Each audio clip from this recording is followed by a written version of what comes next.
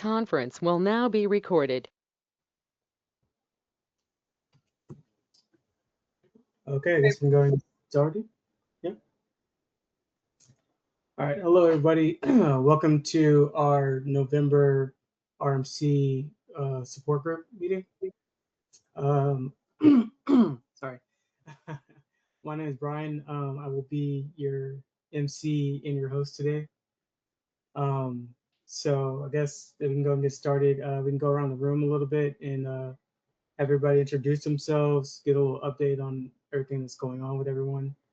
So I guess we can start with Brandon. How about you?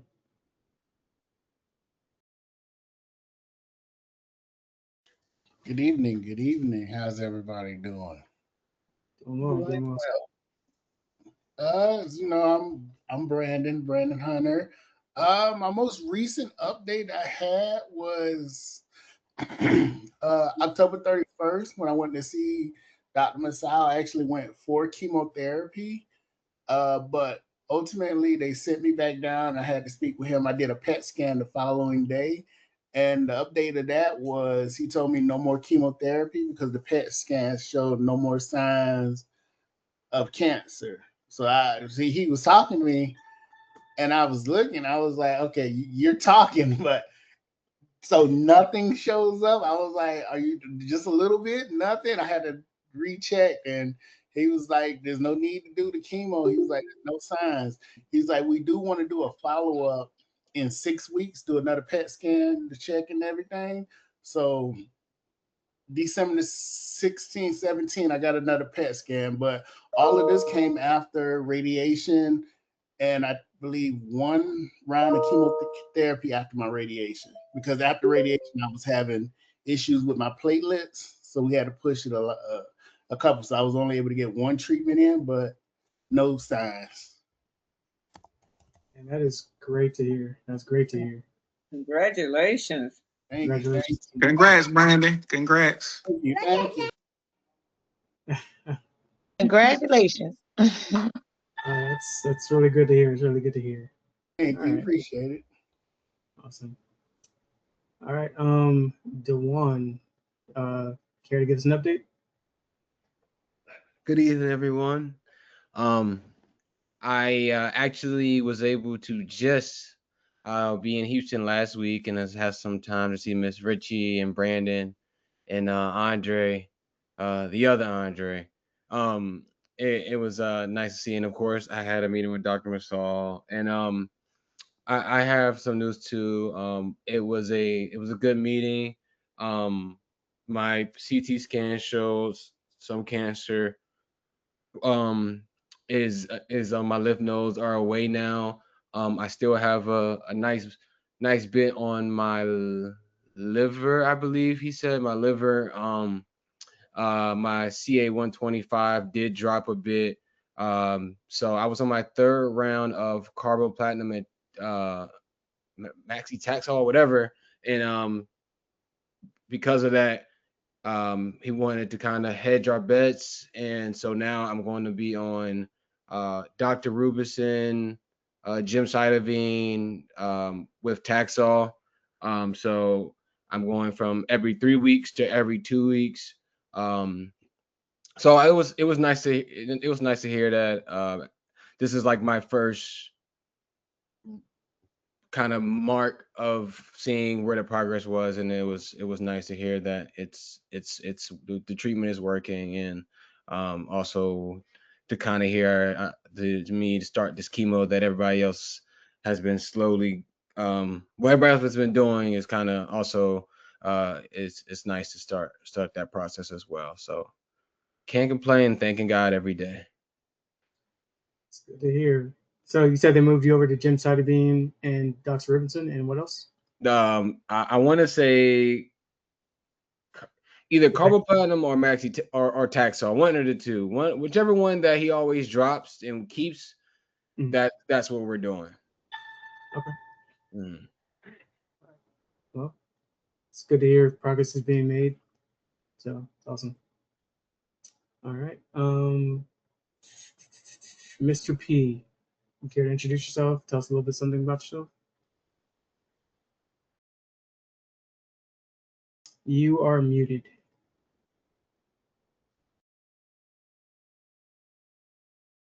Yeah, I wanted to stay muted until you called on me or something.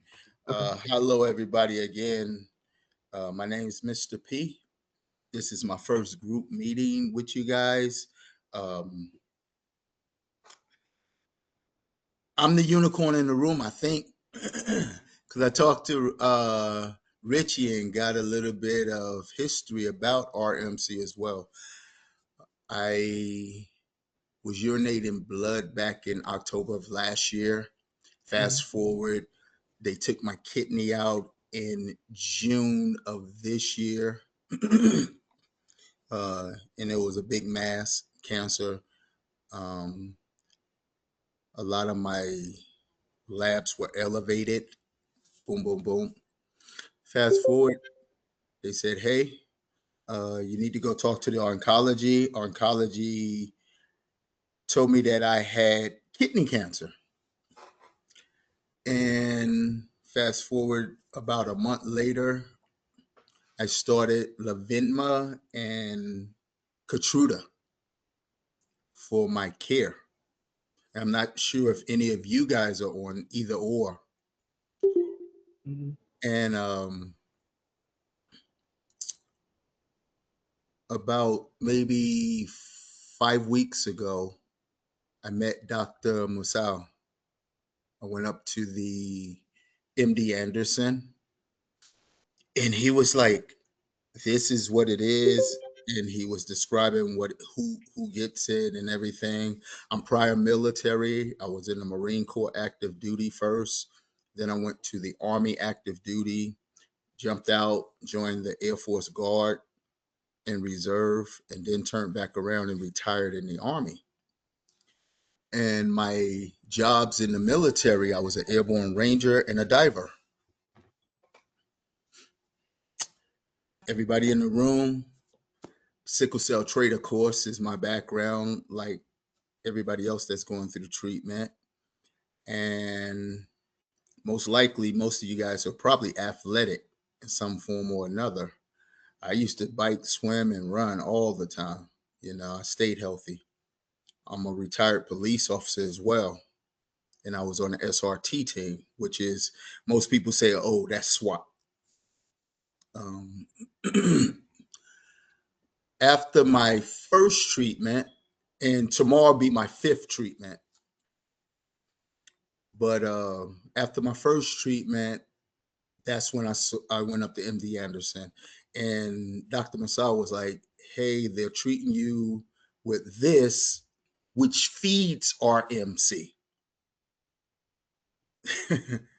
And that was on a Friday when I met him.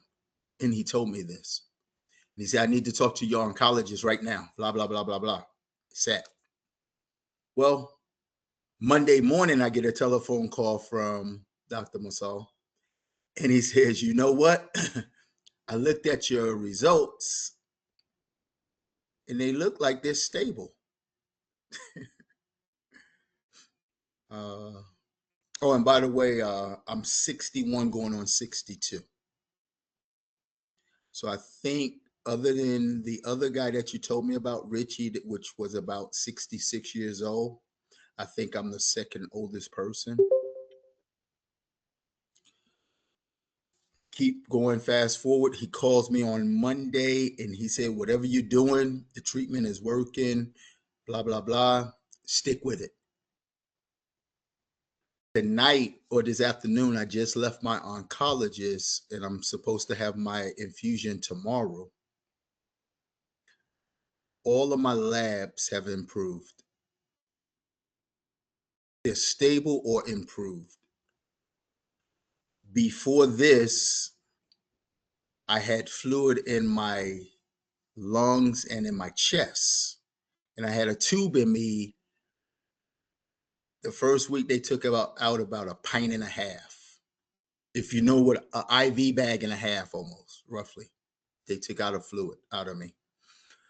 The second week I went in, they took out about almost a IV bag of me, and then they put the port in me. I think I did say I was a hypnotist, and that's why they call me Mr. P. That's my stage name. Well, I do hypnotherapy as well as the stage stuff. And I do things for pain management and all sorts of different holistic healings. I hypnotize myself to speed up my metabolism. And that's what part of what I accounted for my healing. I'm supposed to still have the port in my back. They removed it roughly 2.5 weeks after they put it in. The port was supposed to be in me until November, the end of November this year. It's out of me. This weekend, I went to Arizona where I do street hypnosis. If you guys want to look at what I do out on the streets and doing hypnosis as my performances, I pick up people. I pick up guys bigger than me, 6 foot tall, heavier than me, and throw them on my shoulder. This weekend I was back at it. When I tell you guys I feel normal and I feel great, I'm telling you, I feel normal and great. I feel awesome, actually. I don't know what I'm doing, whether it's the sour sap that I'm doing, the holistic stuff, the hypnosis, telling my cells to speed up and fight the cancer, or whatever it may be, whether it's the treatment. I don't know whether it's the big man in the universe up in the sky or wherever he's at, or, if you guys believe, but I'm a very spiritual person, and that's what I believe. Between the prayers that everybody gives, I only asked one time. I never asked again because I believe that I was already healed. I asked the doctor today, how long am I going to be doing the treatment? She said maybe about 2 years. I said, nope. When they put the port in me, I said, nope, it's not going to be in there that long. My body's going to heal faster. So I truly believe that my mind is speeding up the process. I don't know, but that's my short story in a nutshell. So yeah. And back to you, DJ, MC. All right. Well, thank you for sharing your update and your news. Yeah. All right. George, welcome. You want to tell us a little about yourself? Give us an update. Thank you, man. Sure. My name is George, out of Nevada. I was diagnosed with RMC in September, I believe, of last year, and I had a mass on my left kidney, had it removed in September, and started treatment in October of last year. And the treatment I was getting at first out here, it was not helping. It was actually spreading. So that's when my oncologist out here referred me to Ritchie and her organization and Dr. Masal to get in contact with them, which I did. And immediately, my oncologist started communicating with Dr. Masal over in Houston, and he suggested some a trial medicine, and we started that, and my body reacted to it right away, and it started working right away, thankfully, and then getting in contact with Ritchie and the support group, and I mean, you guys all know what it is, but I can't speak to how much of a help it was and a relief it was to actually be able to talk to her and communicate with others who's going through it, because prior to it, when it was happening to me, it just felt like I was on an island, and and by myself. So anyway, I've been doing the treatments, and as of late, I don't have any more. I mean, the cancer is pretty much gone. Don't have any new growth or any spreading of any sort. There was a spot on my right lung at the bottom corner that they knew about, and they thought everything was gone, but turned out that my breathing was kind of masking it a little bit when I would take my scans. But luckily, they caught it about a few weeks ago, or about a month ago or so. And so they set me up with some radiation to get that spot taken care of. It's just like a half an inch from what I understand. So I just came back from Houston last week getting that radiation done, hooked up with Ritchie and Brandon and my man Dawann over there. So that was nice. And Ritchie's husband had a good time. Brandon's wife and Dawann's wife or girlfriend, I'm not sure, a significant other, there she is. We had a good time, but I had my treatments. I had 4 days of treatment with the radiation. So as of now, I'll have maybe 2 more rounds of some chemo out here, and then I'll get my scan in December on the 18th. And Dr. Masoul was saying, just as long as everything is still holding like it is, and we took care of that spot with that radiation.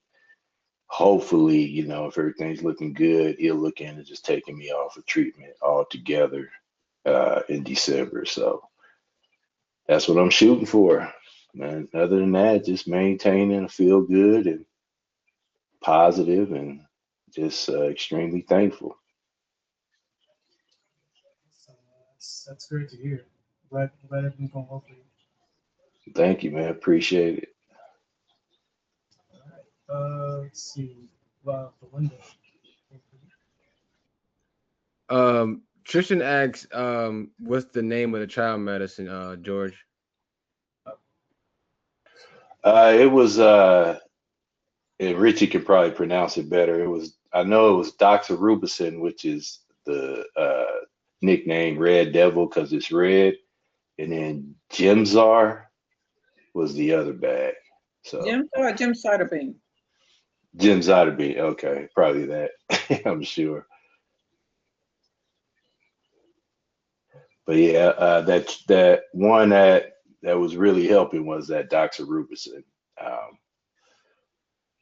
That was the one. How did you feel after you received the Red Devil?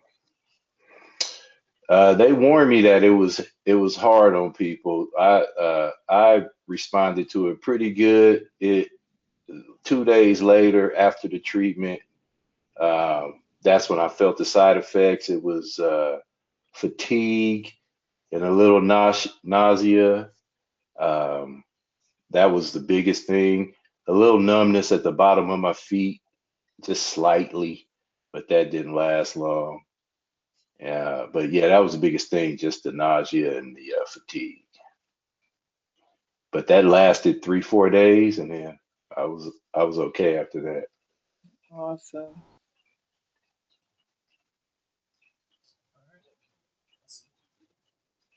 Belinda. So, my name is Belinda Steagall. I am Dawann's mom.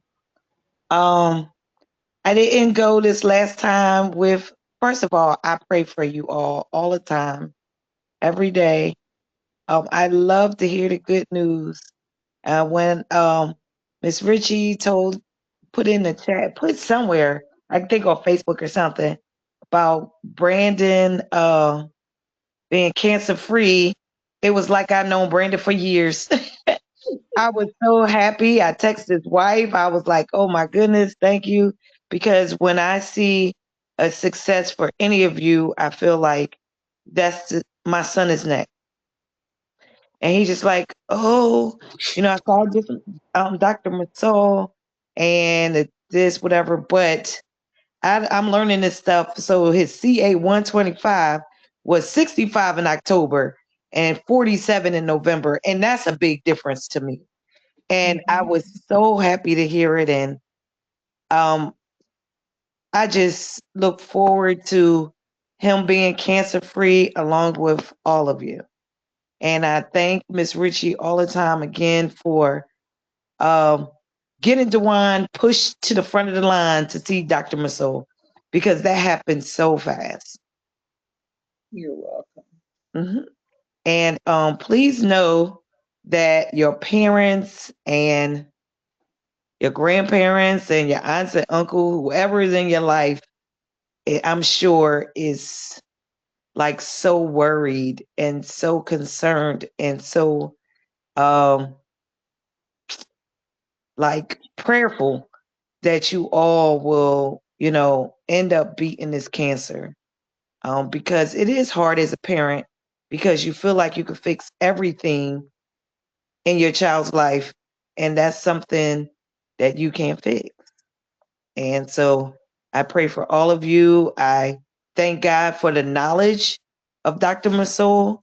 I thank God for the other doctors who listen, because sometimes doctors are arrogant and they feel like, I don't need to listen to him. I know, I went to school. I don't need to listen to him. And I'm thankful that my son found a doctor who willing to listen to Dr. Masoul.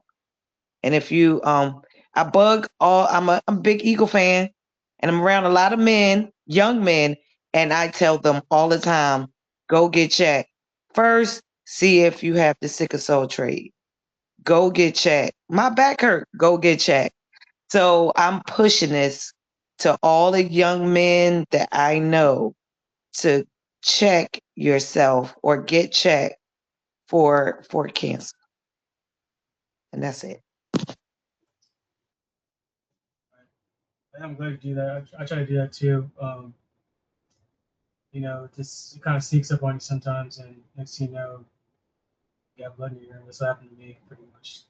You ignore it till something like big shows up. So, Yeah, and I think well, I also think like it's interesting too because a lot of coaches do teach like to ignore that as well and walk it like off. ignore your symptoms. Yeah. Ashley, can you give us an update today?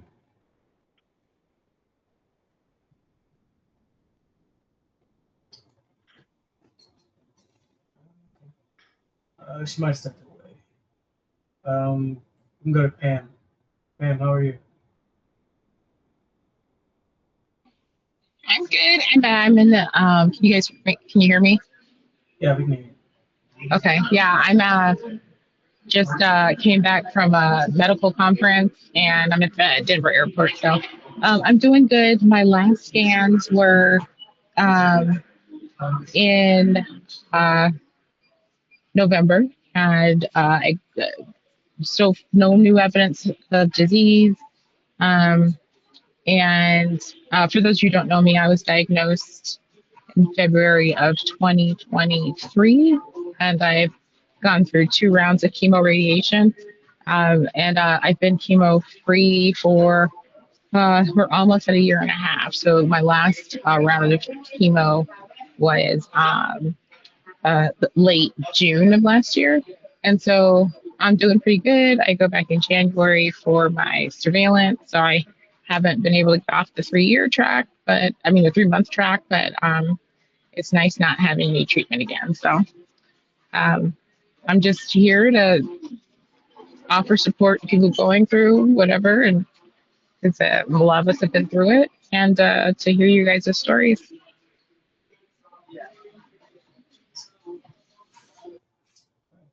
All right, thanks, Pam. Thanks for the update. Tristan, care to give us an update on Alex? Yeah, he'll actually be joining the call soon. He was getting a massage actually because we're doing all that extra care stuff so that he feels as good as possible. But I'm actually going to post in the chat his CA 125 so you guys can follow along with what I'm going to say. So essentially the latest update is it's overall good. As you can see from the numbers, since he started his treatment in September, what he did in September, we came back from Texas late August, and Dr. Massal had switched him from Taxol and carboplatin to the treatment that Dawann is now on, which is the GTA treatment. But initially, it didn't start with the gemcitabine. It started with only 2. And in the timeline I posted there, his CA-125 actually increased from 280 to 428 when he was on his first Doxorobucin and Taxol. But then when we added in the gemcitabine, as you can see, it went from 428 to 348. And then here's where it gets kind of weird, and Mr. P can play into this because he was discussing his drainages and his positive blood work. Right before his CA-125 dropped intensively from 348 to 159, which was like really good news. It was showing that the treatment's working and everything. 2 days prior, they removed about 1.5 liters of cancer water, essentially. And this is like the 4th time Alex has been drained, and tomorrow will be the 5th. And we have so many numbers since March now. I'm a numbers guy, so I've been kind of analyzing all this. And we kind of have a pattern that every time he gets drained, the next CA-125 is considerably lower. And on top of that, he feels much better, sleeps better, says he feels lighter, less inflamed. So I'm wondering what kind of a role that draining effusion, for people that have like a lung water accumulating, how much does this actually play in to their numbers, to their treatment? Because Mr. P was saying he was having all these liters removed, and they are also saying at the same time how his markers are getting better. Obviously, the treatment has a significant role to cause all this, but we're just trying to kind of make sense of all this because Alex is definitely going to get a puncture tomorrow, as it's going to be his 5th one. He knows how his body feels at this point. He started to become familiar with RMC, and when he starts to get out of breath, and he kind of like hears like some watery noises inside his body, it's a sign that he kind of needs to get a puncture. So tomorrow he's going to get his 5th one. But he's kind of upset that yesterday's CA-125 level is slightly higher than 2 weeks ago. Some of us are speculating if we puncture you tomorrow, is it going to drop the number? Like, did it actually go up, or is it just because you have a bunch of water in your body with cancer that needs to be removed? Because the trend is overall favorable, which is what Dr. Massal in Texas was saying. He says you have to look at the trend, not just one individual number. So I would really like all of your feedback on all of this. Everybody who's had lung involvement or water on the lungs or this particular treatment or having one number go up a bit momentarily. So if you guys could comment, I'd really appreciate that. Thanks. I'm not too familiar with draining fluid from draining fluid. I don't know if anyone else experienced that. I know Mr. P said he did. I know Carlos had drainage, but that was like before they like had like that CA-125 number, so that wasn't really something that was tracked at that point. He had a couple of drainages, but then they had him do a pleurodesis, which like lined the lung like to that cavity wall, so like it would reduce that drainage, so he didn't have the fluids fill in his lungs anymore. I think the CA-125 is directly correlated with the pleural cavity.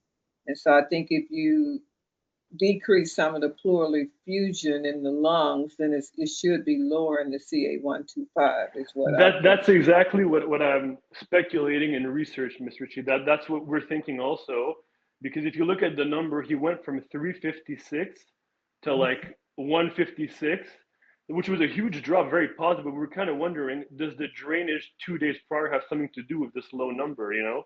So we are asking these questions at this point. Yeah, I think they're directly correlated. I don't know, but the first time that they drained me, my walls were separated, and I don't know if any of you guys, whether you guys had the drainage or not, but I know they said that my lungs had separated and the fluid was in it, and that was the first week. So the first week I didn't get hospitalized or anything. They just drained me. And they said, well, if you still have fluid next week, we'll drain you again, and either you can go to the hospital for 3 days and we'll just take it out, and then one thing leads to another. But my walls, and they sent me home with the port. My wife drained me 3 times and my son drained me once. And I was, at first, he said do it every other day, but nothing was coming out by the time my son got ready to drain me. And I could talk only like this. I couldn't walk, like you're saying, no breath or anything. And as soon as all of the liquid came out, they said it looked as though my lungs were completely healed. I mean, back together. They went from separate to they were back together again. I don't understand what he's meaning by that, but I'm just thinking that 2 walls came together and the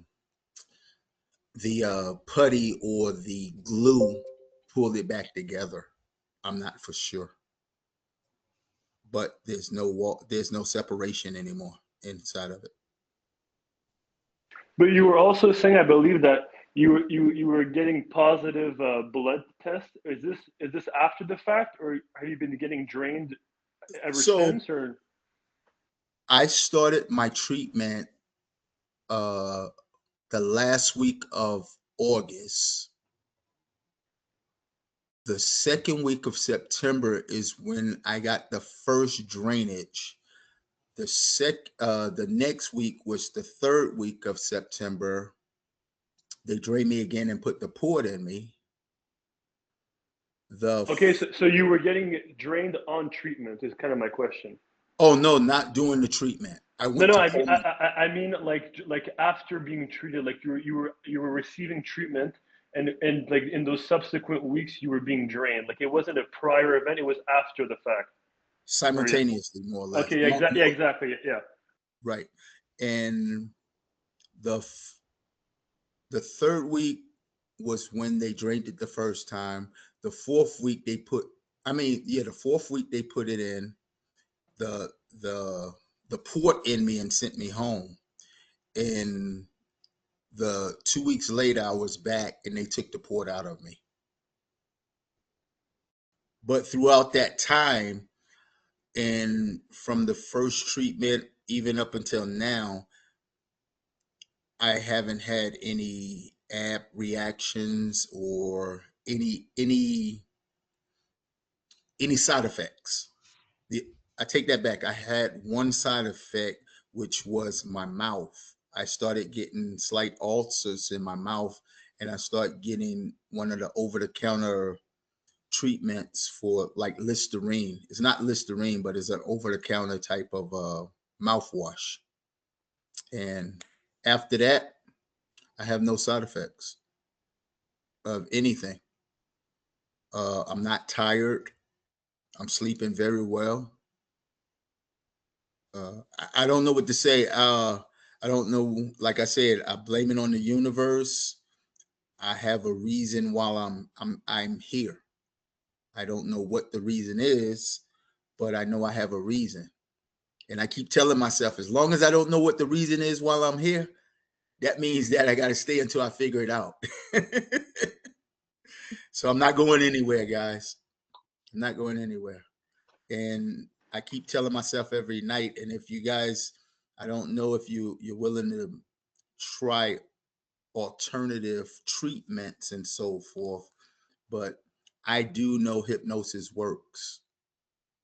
It may not be documented medically.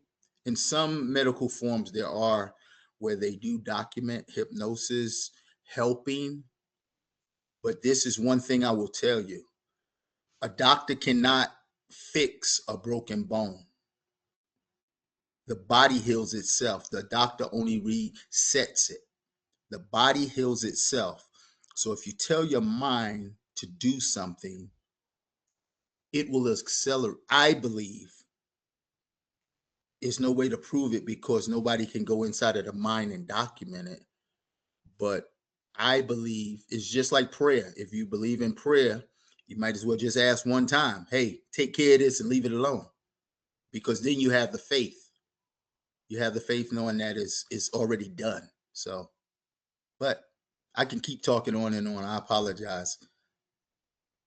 I appreciate you, Mr. P, and I love your spiritual side, and I love hypnosis and everything. I think it has its place for sure.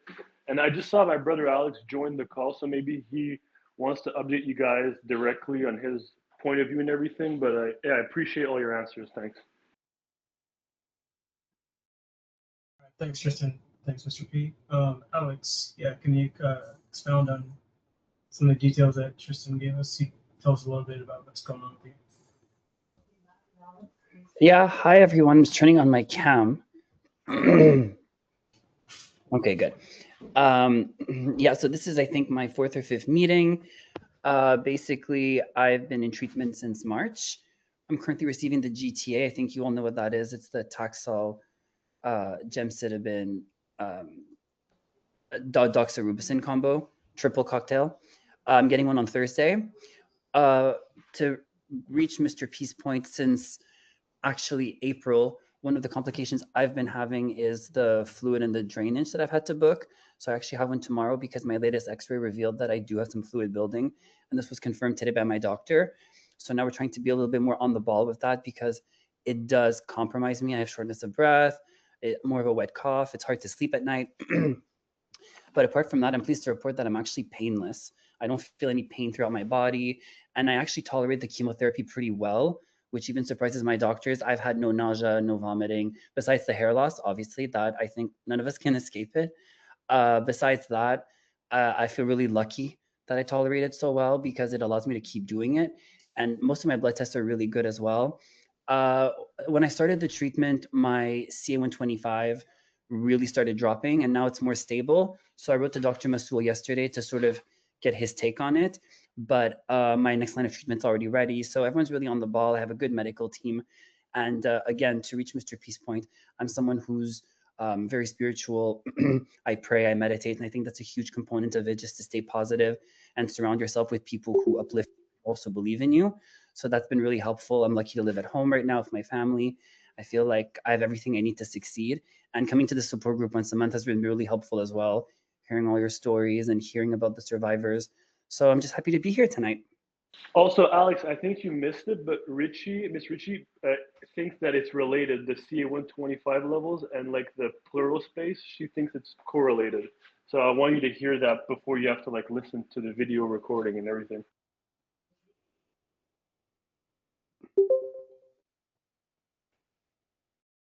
Alex, I wanted to ask a question. Tristan said that you were getting a massage. How often do you get a massage? So I'm someone that used to get one very rarely just because I would never find the time. But now that I'm on this epic healing journey, it's something that I really prioritize, and that was recommended even by my doctors. So I try and get one once a week, honestly, or maybe max every 2 weeks. It's really beneficial.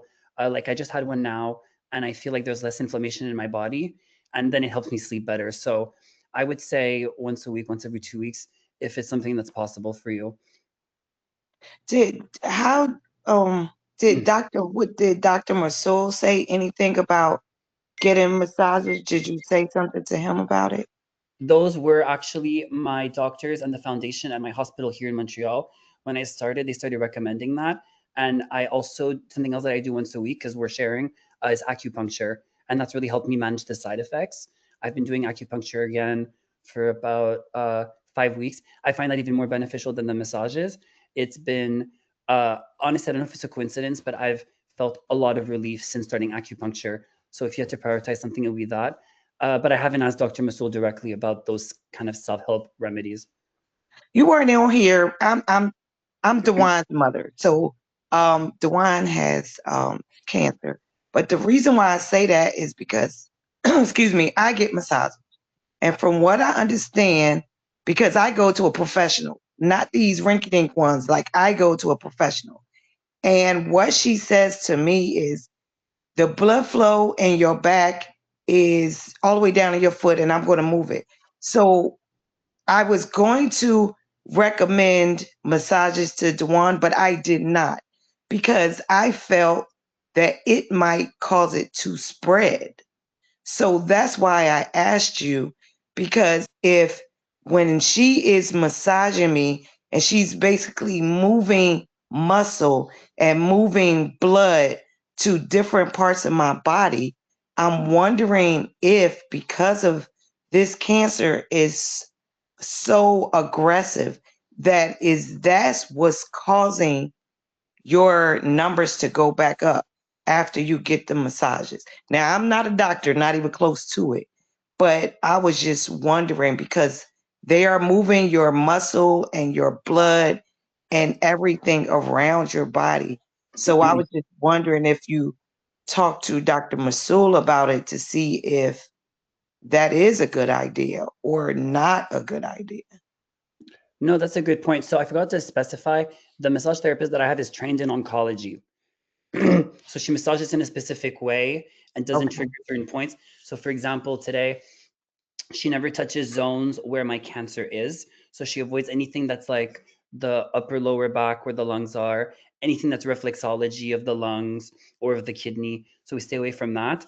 But no, you're right. I haven't specifically asked Dr. Masul about it, so I can't share his point of view. But I mean, when I was first diagnosed and I met the foundation of the hospital, they were giving us discounts for massages at clinics outside the hospital, and that was by the oncology department. So I assume that some research has been done by some oncologists that it's beneficial. So far for me, it's been good. Like I said, I feel relief, and I don't think it's caused it to spread or do anything crazy. But if that changes, of course, I'll let you know. But so far, so good. But that's my personal opinion. And just because I have a massage therapist that is specialized in that, not just anyone. But I would say, choose wisely before maybe booking an appointment. And to answer that question, Belinda, they do recommend, you can have a massage or acupuncture, but the key is that you go to someone who is familiar with oncology, because I know most of the massage places will not do a massage on you if you have cancer. So I know my son had acupuncture and massage over at MD Anderson, and it did help relieve. And acupunctures, as you said, Alex, were a little more beneficial than the massage. So there are alternatives, but the person has to be skilled and know what they're doing.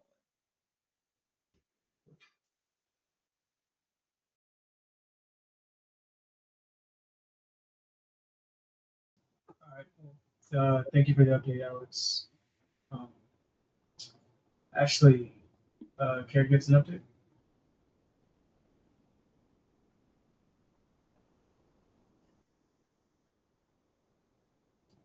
I wonder what's going on with Ashley. Sure. All right. Let's see. Carissa, care to tell us anything? Anything new? Anything you want to share with us?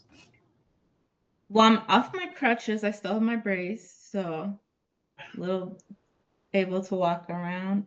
I guess like next, like I wanted to ask everybody, since like our next call will be in December, and we like to do like a holiday edition, and we like to usually do games. Is there any like particular games people like, or anything in particular they want to do for our December call for the holidays? Trivia. Trivia, okay. Let's do Guess That Song again. Yeah, okay. We'll do that. All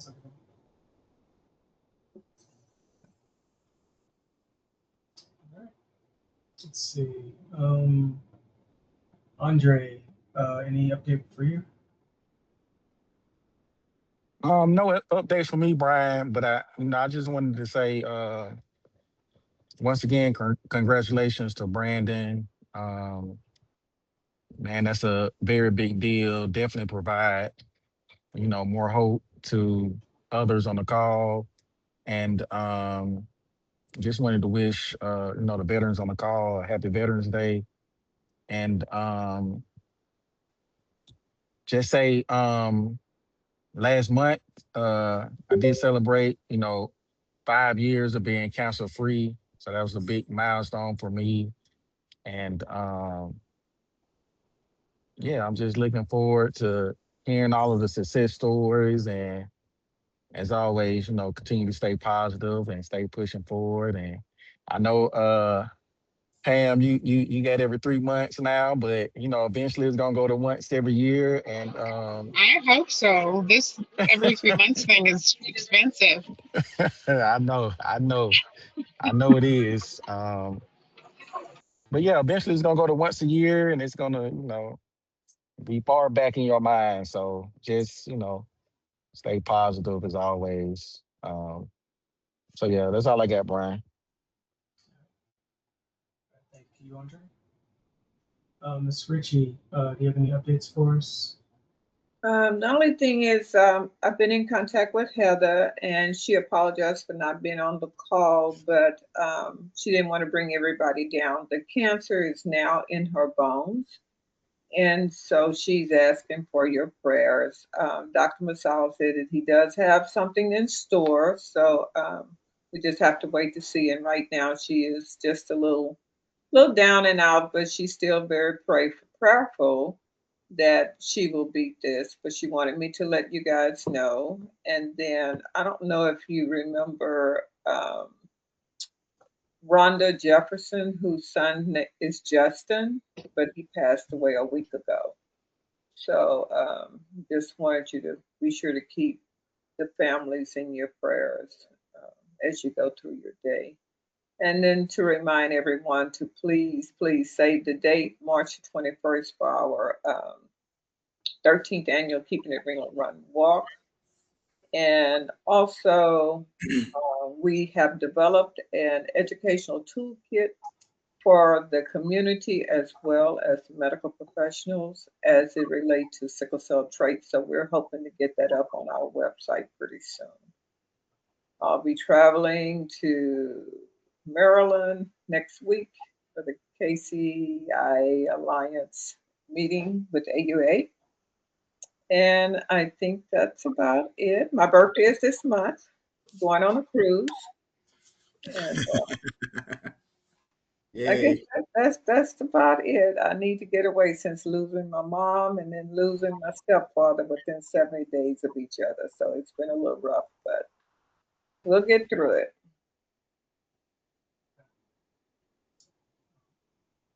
Thank you, Ms. Ritchie. Happy early birthday to you. Thank you. I'll be 75.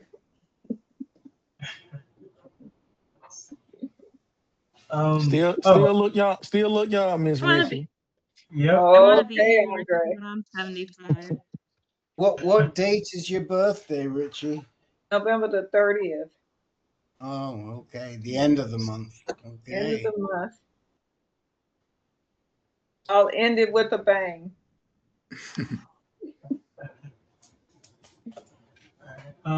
Update from me. Actually saw Dr. Masal last month to get my scans and my I guess every 6 months checkup. Everything's still good. Everything's still clear. So as of I think June of 2023, I've been off treatment. So it's been almost 2.5 years, and pushed all my scans to 9 months now. So. All right. That's my update. Congratulations, Brian. That's great, Brian. You almost at the 1 year mark, man. Yeah, he asked me if I wanted to go to 9, and he said we keep it at 6. I'm like, right, we can go to 9. But, yeah. All right. Rick, any updates from you? Any updates from me? I don't think there's anything special. I'm just putting a note in the chat that if we don't have your email address, which means you did not receive a reminder for this call, please let us know. Give us your email. We'll make sure you do get a reminder. That's important. I don't know what else. I'm trying to think if there's anything else that's very relevant. I can't think. I know we're really busy. I know that there's a lot of things going on here. I figured it out today because I did a little radio interview. We have 11 different categories of groups. We have 20 different meetings, and we have 32 groups a month in total. And we're always ready to add another RMC group if you'd like it. We're happy to make the time to give you the time. Always willing to do it.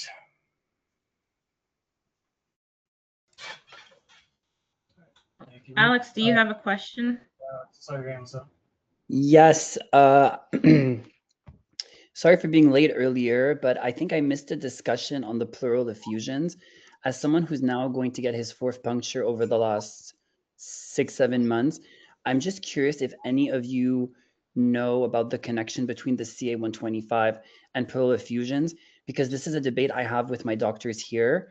We've noticed that every time I get a puncture, my number tends to drop dramatically, but my doctors say that because the CA125 is in your blood, it actually has nothing to do, it's just coincidental. So if anyone has any insight on that, that would just be reassuring, since I'm getting one tomorrow.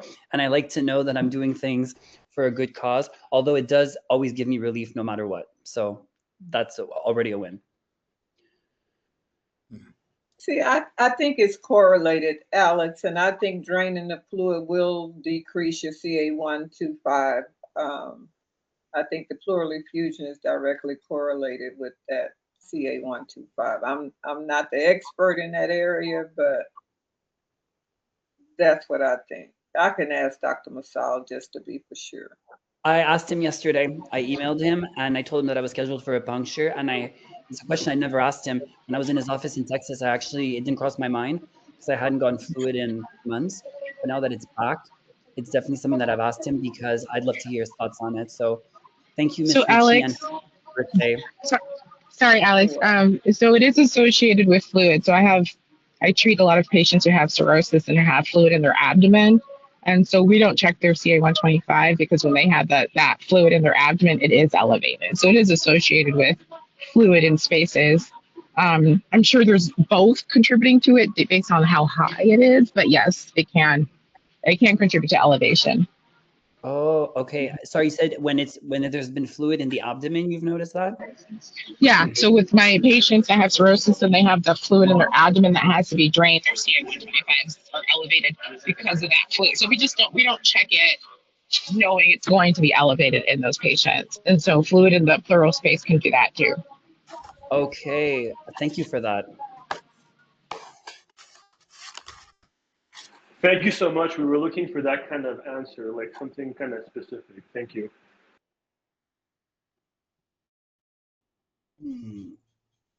But just to be, so from my understanding, the CA125 is a marker in the blood, correct, Pam? It's not a marker. It's not. Yes, it's in the blood, but it's in it can be a sign of an inflammation in the body and also a tumor marker.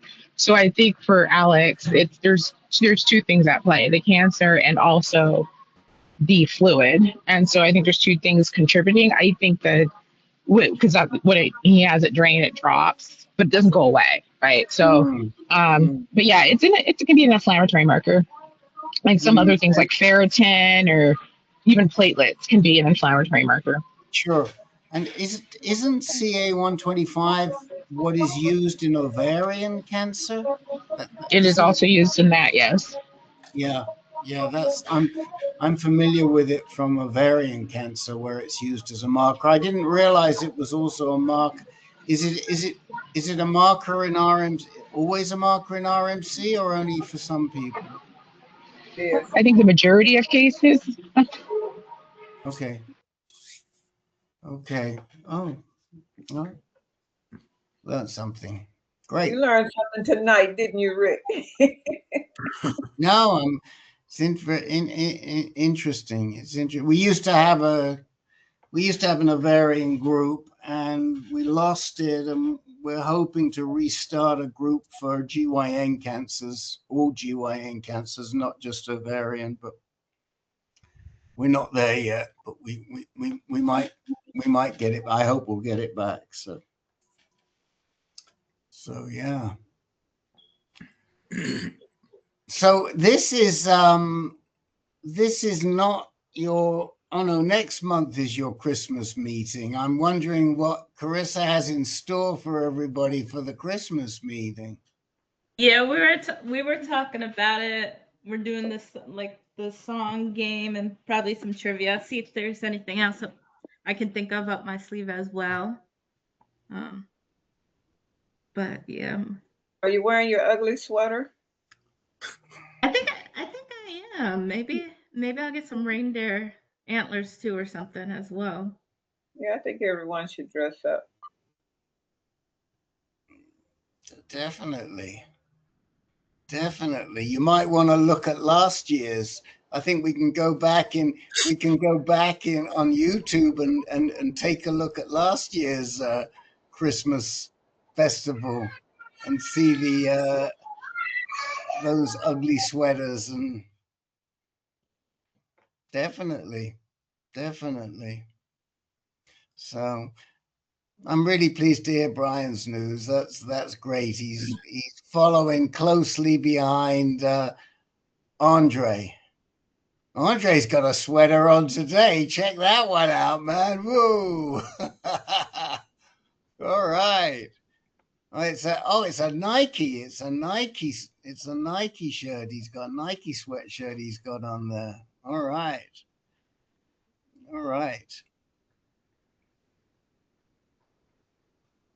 So are you guys all done? Yes, we're done. So really? Actually, I got a question. First of all, congrats. I believe it's Brandon who announced earlier at the beginning that he's no evidence of disease right now. I believe it's Brandon. Am I correct? Correct. Yeah.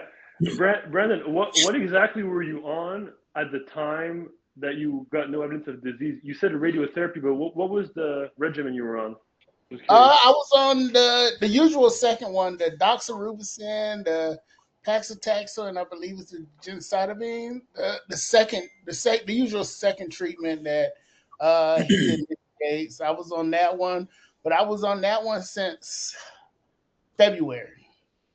I got off of it in May because June 11th I got my kidney removed. So June and July I was off of the treatment, and August I got back on. September I did 1 week, 5 days of short burst radiation with Dr. Tran here, and after that it was one round chemo and clear scan.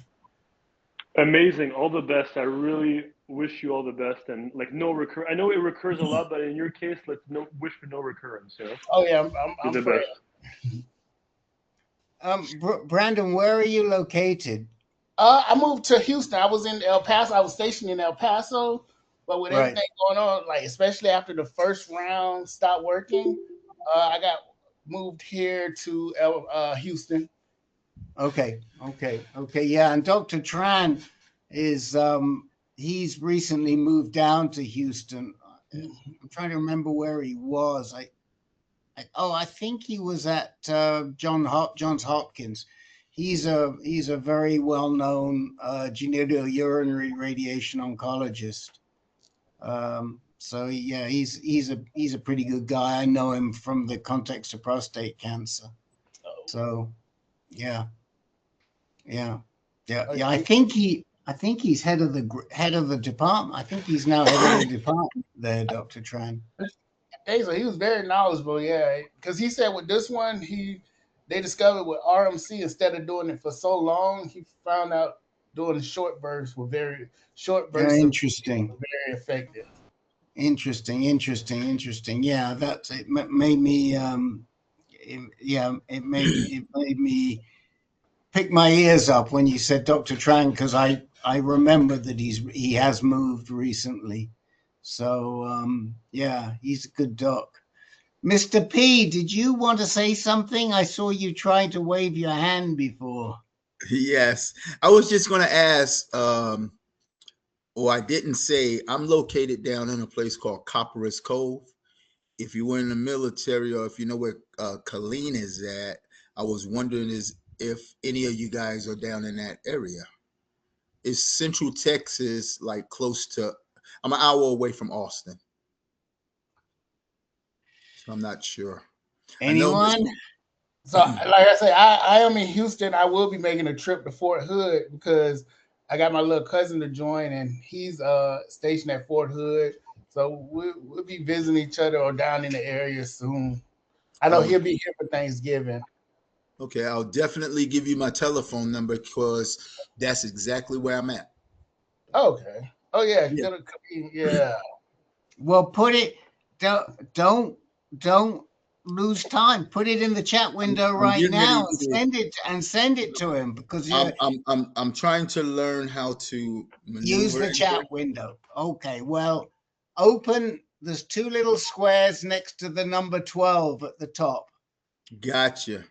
Right? Yeah. And if you open that, and look, Brandon's put his number in for you. And if you put in where it says send a message, I got it.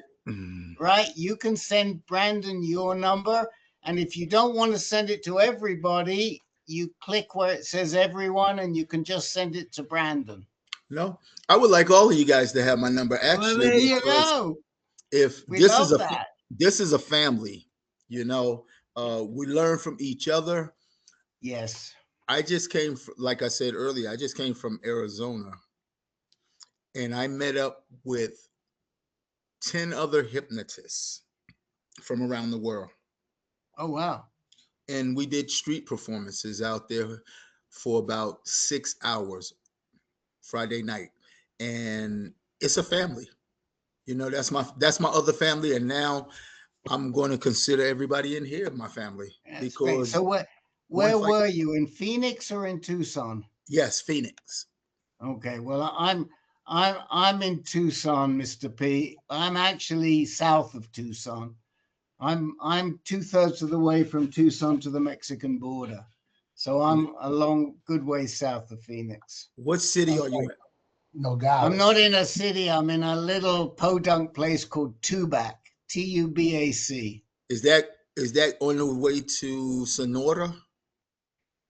It's not really. Well, it's on the. Did you say Sonoita or Sonora? Sonora.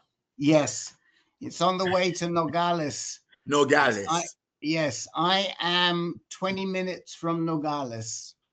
So I used to do drug raids throughout that area. I was on a task force. And, so I know where you're at. I know about where you're at because they like coming across the border, coming through those, as you say, podunk towns.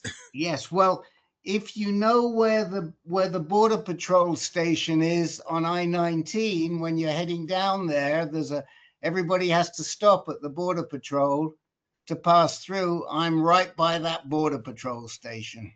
Okay. That's where I live. So I know the area. Yes. Just a little bit. And now you guys have each other's telephone numbers, which is great. And like I say, if anybody is not getting our reminder, please let us know, because we'd like you to make sure you get it as another way to know that the meeting is coming up. And you can also sign up for it on the website. So. Other question for everyone. I'm going to ask it every month because there's different people every time, but we're only 13 now, and most of us were there last month. Is anyone familiar with Dr. Masal's third line panitumumab, which he's working to have as his first line. So he's obviously very excited about it.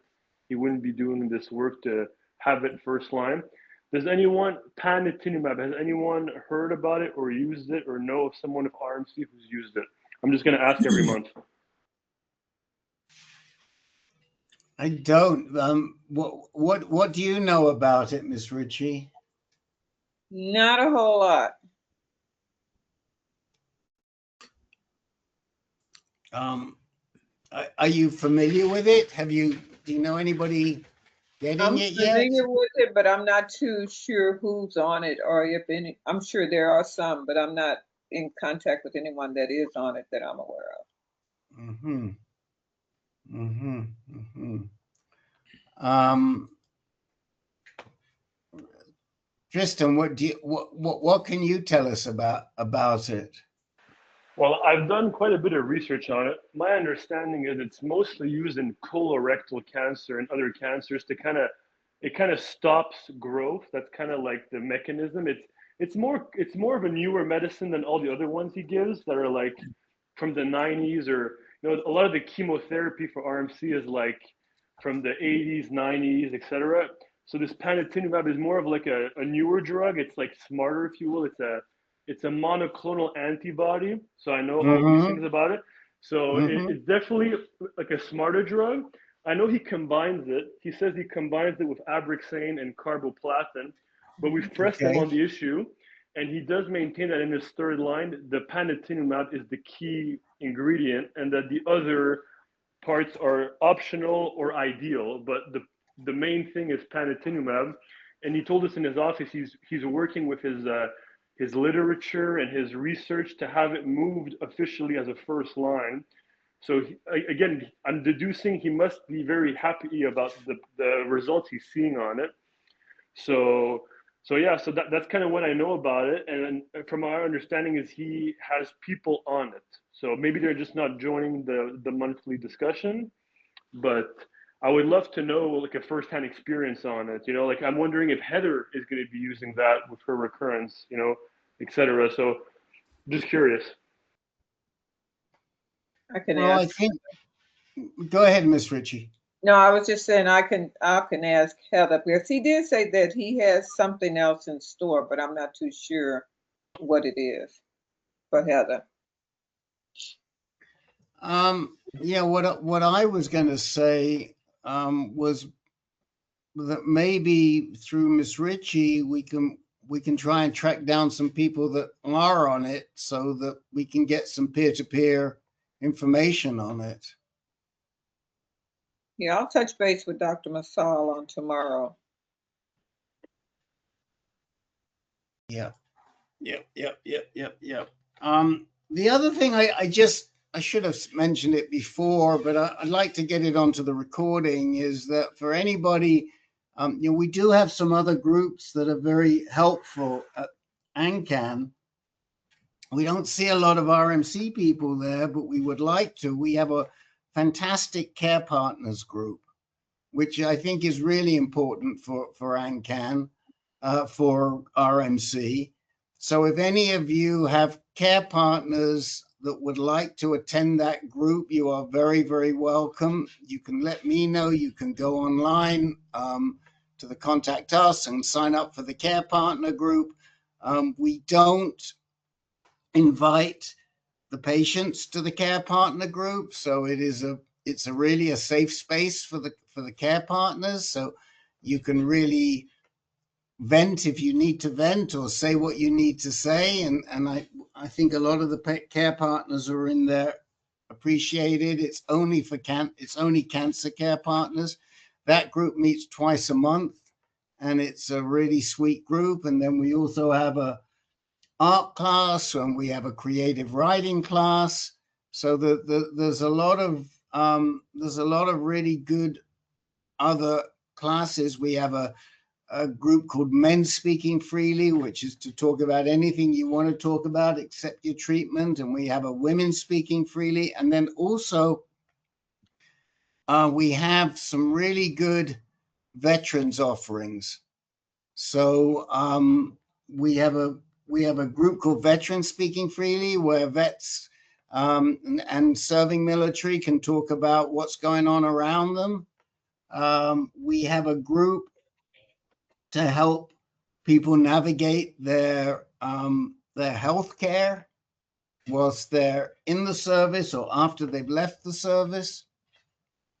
So these are all really solid groups for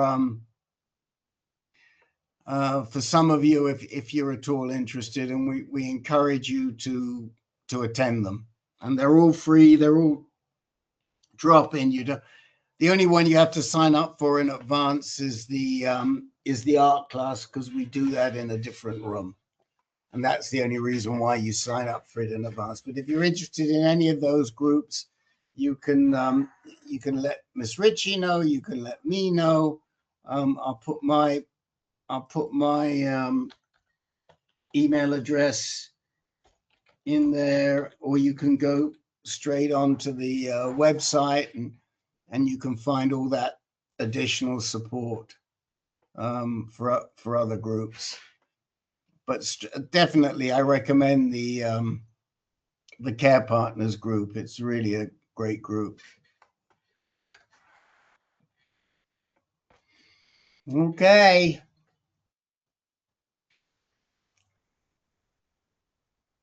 Can't hear you, Brian.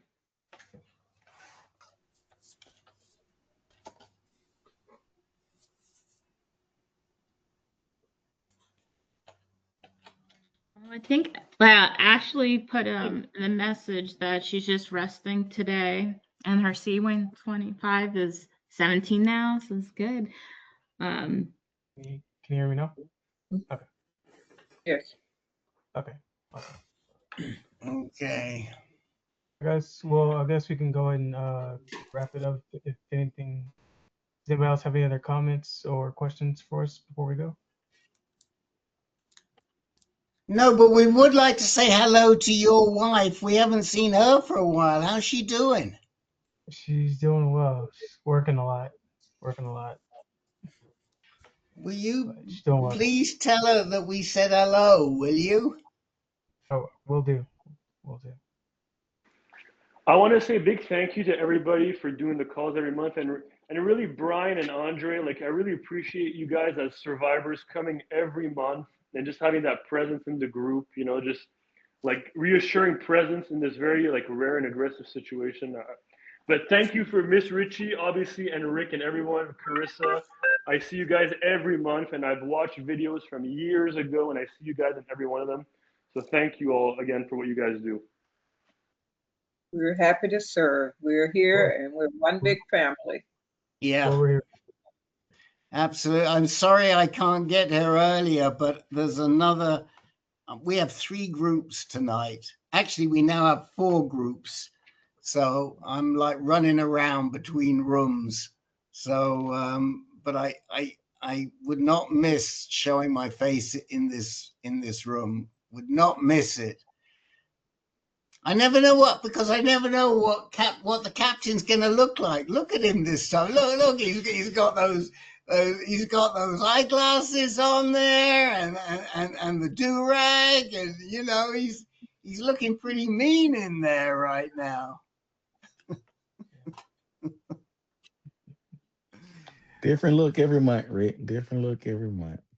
Different look every month, but we never see you in any of our vets offerings. We want to see you we want to see in vets speaking freely. That's where we want to see you. Shake those guys up a little bit. That's where we want to see you.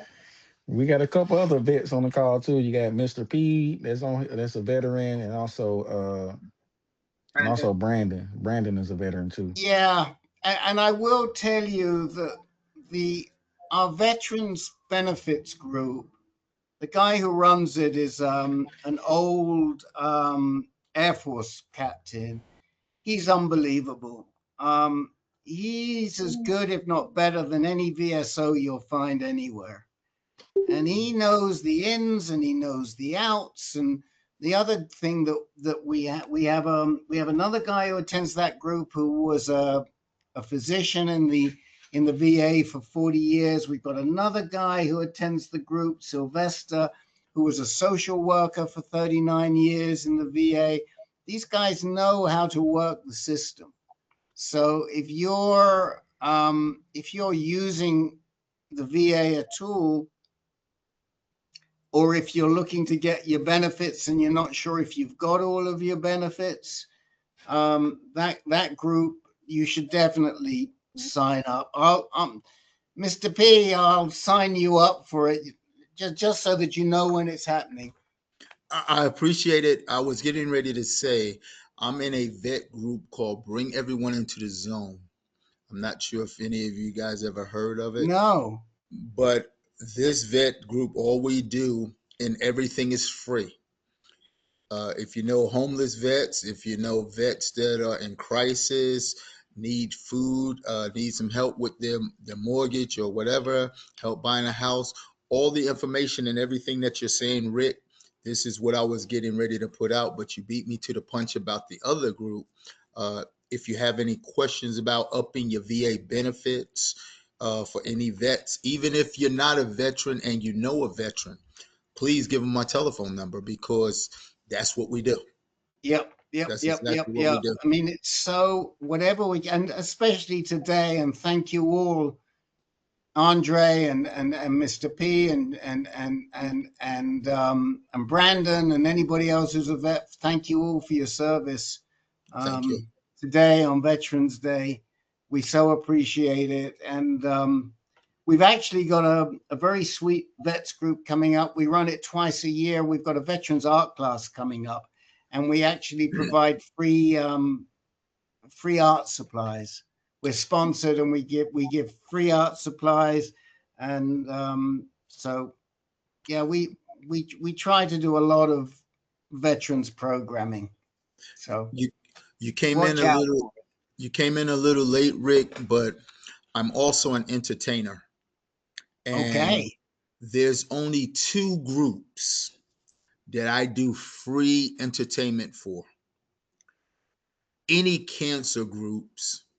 My mother had lung cancer. My father had lung cancer and prostate cancer. They're both no longer here with us. My father lived to be 98 years old, but my mother died. She passed about maybe a half a year after she was diagnosed with lung cancer. Never smoked a day in her life. But the cancer, any cancer foundation, I will do a show for. I'll come out and do magic for their functions or whatever. They may have to pay me to get there if it's out of my range. Yes. But other than that, those are the in veteran organizations. Those are the only 2 that I do free shows for, if they ask. Well, I'll tell you what we might want to do with you is we run a show once a month. We run it about 8 times a year, where we interview entertainers who use their skills to help themselves and others heal. Mm-hmm. And that might be something that we'll reach out, and we do an hour's video interview. Okay. So that's something that we can talk about. It's great to meet you. I'm glad you're with us. I hope. Are you here for yourself, or are you here for somebody else? Myself. Okay. I was diagnosed in June. Okay. And here we are. This is my 5th treatment. I'm not going through what a lot of the other people that were here tonight are going through. I get an infusion of Leventma. I mean, not Leventma, but Keytruda. And I take a pill of Leventma every day. Oh, that's interesting. And are you getting your care through the VA, or are you getting it through? It's so the VA outsources. Okay, got it. And I asked for community care, and they sent me out to Baylor Scott and White. If you're familiar with Texas, Baylor Scott and White hospitals, and so I get my oncology from Baylor Scott and White. Okay. And I normally end my entertainment when I do a stage show. I say my therapy. I do therapy for anything from PTSD to weight loss, quit smoking, pain management, you name it, anxieties, you name it. And when I end my show, I say therapy is the therapy. But the biggest therapy that you can have is laughter, because laughter is therapy for the soul. Thank you There for you coming out, go. and good night. So We yeah, need you. We need you in the Veterans Speaking Freely group, Mr. P. I can tell you right now, we need you in there. I hope you show up. I can come out. One of my veteran brethren that's in my group with me, he gives a short talk on tornadoes. And this is what I'll say to this group right now. You know how a tornado is coming? And I can't remember the country song, but it sounds just like what I'm about to say. As long as you keep moving, you will get through this storm. Just keep moving. Don't stop, because if you stop, the devil will know you're in hell. Keep moving. He might not notice you. Keep it moving. I can't think of the country song that goes down that line, but Okay. like Well, that. all of our programs are virtual, so you won't have to travel anywhere to any of our programs. So, Okay. All right.